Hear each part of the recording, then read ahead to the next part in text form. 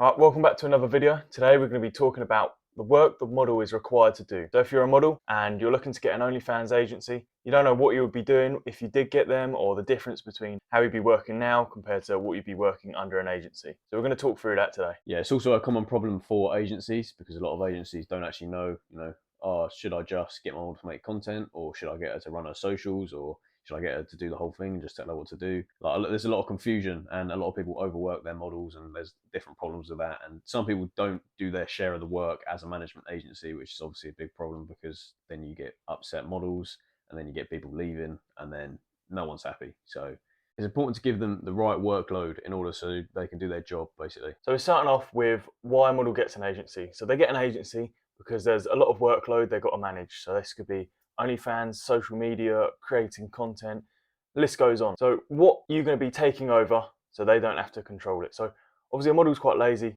They don't want to do much work. So you're going to be taking over as much as possible. Obviously you can't take over making content for them. You can to an extent with AI, but you still need that model to put in work. So job number one of the model is to create as much content as possible. This needs to be good quality content. It's going to be quite diverse content. So I want TikToks, OnlyFans images, Instagram images. So it's quite a diverse thing. And you want, like I said, a lot of it, more the better. This is mainly because you're going to be in charge of their accounts. You start off in charge of their OnlyFans account.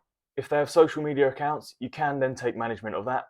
However, that's more of model's preference. If you don't take management of their social media accounts, you can then start the mother-slave method, which we talk about in our course and mentorship program.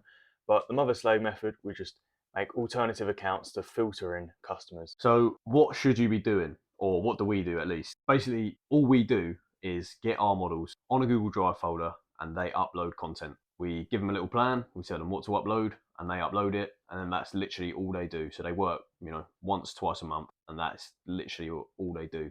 And that is, for me, how it should be, because they're the ones that are supplying their body. We need them. So in turn, they should just be doing that work. We shouldn't be making them post on OnlyFans, post on socials, all of this. Again, it's up to your preference, but we personally just make it as easy as possible for the model to leave no excuses for not having content or stuff like this. Like, they see it as doing you a favor. They're already doing work for you. In their head, they think they're doing work for you. So you don't want to make them do loads and loads and loads of work. Just content is absolutely fine. Make their lives easy and make their lives happy. This is going to motivate them to then generate content, and obviously it gives them a lot more time to focus on getting the specific points that we require to make the content a lot better. We send them portfolios and things like this to help them make perfect images for our fans or their fans. So if you do have a model who is maybe a bit more attentive, willing to learn, a bit more intelligent than the average, model, wants to actually learn how to do stuff and more than willing to get involved, and they want more work, you can always just make up a load of lessons, a bit like we're doing here, just with a camera facing you or on a Word document or whatever, and teach them how you want stuff done.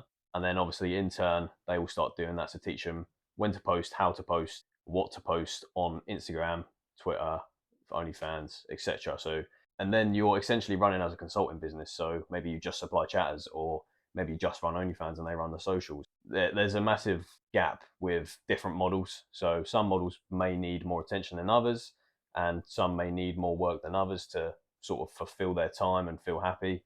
And that's absolutely fine. Just teach them how to do stuff and let them do it. This could also mean funding a course if they require it. Because you are their manager, you're managing them and their performance. So if they did want to get better, you can always fund that course as long as you're making profit with them, and it can come out your 50% of your income that you get from that model. It's a little bit of giving back. It's a bit more of an incentive rather than just saying, don't worry about all of this, we don't care about you, we just want to get money. It's a bit more of a relationship, getting involved with the model's life and what they want to do. And it's also showing that you actually care about them, because you're giving them transferable skills. So if a day came where they maybe were unhappy with the agency and they wanted to leave, or maybe your agency folds and they have to leave, or you kick them out, then they have those transferable skills to be able to run it by themselves. Whereas if they just upload content and then you're done with them, then they're basically fucked. They have to go find another agency to do all this work for them. This kind of brings us onto the point of building a relationship with your model. Obviously this is extremely important, especially if you're working together. Yes, the workload between you might not be massive. They're not doing loads of stuff. You're not doing loads of stuff together, or you're not collaborating as much as you might be doing with your business partner. but it's still important to build a relationship and a good working environment. Now, there's been certain scenarios from ourselves, in fact, and other people in the industry where you may get a model and there's not really this team bond. So what happens is the model sort of sees it as a like sort of competition.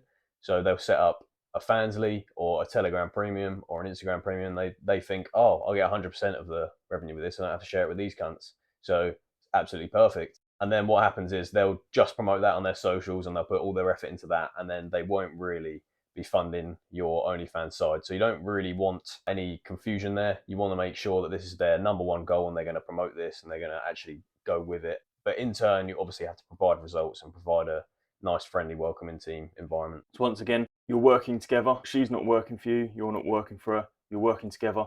So the reason you're there is to decrease the workload for the model.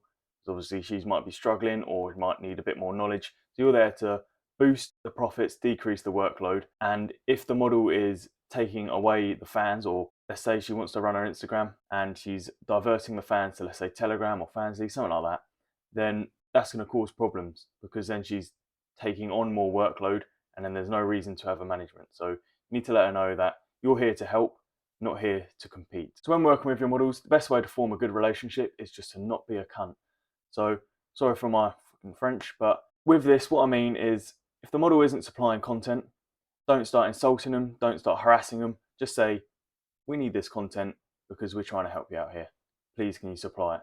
And if they don't supply it, then you could potentially fire them or go down an alternative route of disciplining them, or maybe even go the other direction and giving them incentives to actually post for you, or showing you proof of good results when they do post, encouraging them to post so they can get results. Yeah, and it's a very common problem in this industry. People are cunts. I get messages all the time from cunts saying, yo, teach me OFM. I'll be like, yeah, I will teach you. I've got a mentorship program. Like, no, I can't afford it. Okay, there's plenty of free stuff on YouTube, and then they'll just keep going on and on. It's just, this industry is full of cunts, and if you're fucking rude, no one will like you, and you're going to need a network and people on your side to be able to succeed in this industry. And obviously, the more people you have on your side and the nicer guy you are, the more people that want to be surrounded by you. So keep that in mind in terms of networking. Just don't be a cunt in general life, not just fucking talking to models or talking to other agency owners. Just don't be a cunt. There's a difference between being rude and being assertive. So you can be a dominant, assertive guy without being rude. So a lot of people don't understand that. They think if they've got to be the alpha, the big guy, they've got to be rude, mean, disciplined. It's not necessary. If you just be upfront, say, this is what I want, this is what I require, well done for doing it, and you'll get this result if you do it, that's better. It's better to have a general, polite conversation, but be straight to the point than start insulting, throwing out stupid language. And yeah, don't be a cunt. Simple.